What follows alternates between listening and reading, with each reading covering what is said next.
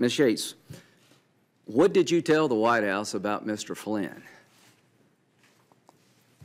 I had 2 in-person meetings and 1 phone call with the White House counsel about Mr. Flynn. The first meeting occurred on January 26. I called Don McGahn first thing that morning and told him that I had a very sensitive matter that I needed to discuss with him, that I couldn't talk about it on the phone, and that I needed to come see him. And he agreed to meet with me later that afternoon. I took a senior member of the National Security Division who was overseeing this matter with me to meet with Mr. McGahn. We met in his office at the White House, which is a SCIF, so we could discuss classified information in his office. We began our meeting telling him that there had been press accounts of statements from the Vice President and others that related conduct that Mr. Flynn had been involved in that we knew not to be the truth. And as I tell you what happened here, again, I'm going to be very careful not to reveal classified information. Well, the reason you knew it wasn't true is because you had collected some intelligence from an incidental collection system. Is that fair to say? And I can't answer that because that, again, would call me for me to reveal classified Let information. me ask you this. Did anybody ever make a request to unmask the conversation between the Russian ambassador and Mr. Flynn? And again, Senator, I can't answer a question like that that would call for classified information. The case? I don't. And Is there a way to find that out?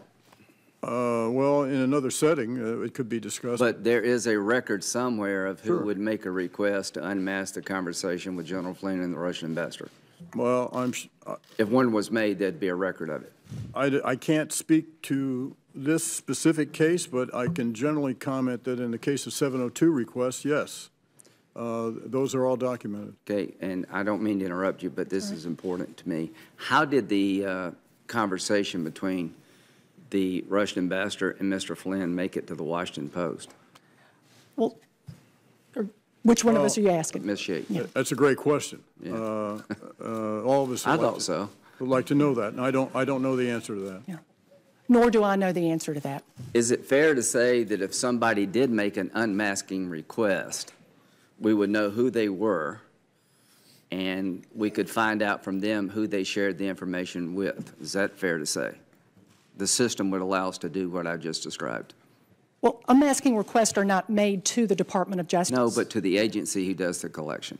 That's my understanding. Is that, so yes, there should be a record somewhere in our system whether or not an unmasking request was made for the conversation between Mr. Flynn and the Russian ambassador. We should be able to determine if it was made, who made it. Then we can ask, what did they do with the information? Is that a fair statement, Mr. Clapper? Yes. Okay. Now, what did you finish? What did you tell the White House? Okay. All right. So I told them again that there were a number of press accounts of statements that had been made by the Vice President and other high-ranking White House officials about General Flynn's conduct that we knew to be untrue. And we told them how we knew that how we had this information, how we had acquired it, and how we knew that it was untrue. And we walked the White House counsel, who also had an associate there with him, through General Flynn's underlying conduct, the contents of which I obviously cannot go through with you today because it's classified. But we took them through in a fair amount of detail of the underlying conduct, what General Flynn had done, and then we walked through the various press accounts and how it had been falsely reported. We also told the White House counsel that General Flynn had been interviewed by the FBI on February 24th. Mr. McGahn asked me how he did, and I declined to give him an answer to that. And we then walked through with Mr. McGahn essentially why we were telling them about this. And the first thing we did was to explain to Mr. McGahn that the underlying conduct that General Flynn had engaged in was problematic in and of itself. Secondly, we told him we felt like the Vice President and others were entitled to know that the information that they were conveying to the American people wasn't true.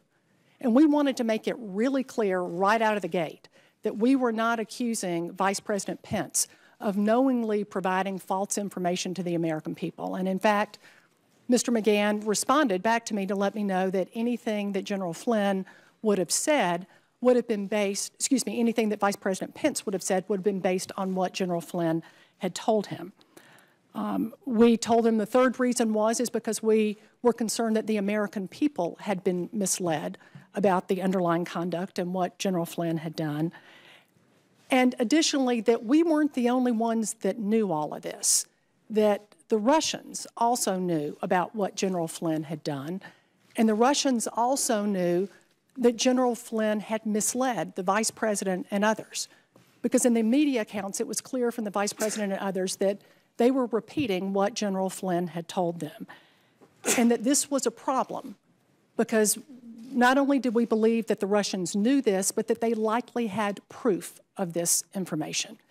And that created a compromise situation, a situation where the national security advisor essentially could be blackmailed by the Russians. Finally, we told them that we were giving them all of this information so that they could take action, the action that they deemed appropriate. I remember that Mr. McGahn asked me whether or not General Flynn should be fired, and I told him that that really wasn't our call, that was up to them, but that we were giving them this information so that they could take action. And that was the first meeting. Thank you, and I'll go to Senator White. One very quick question. Are either one of you aware of incidental collection by our intelligence community of any presidential candidate, staff, or campaign during the 2016 election cycle?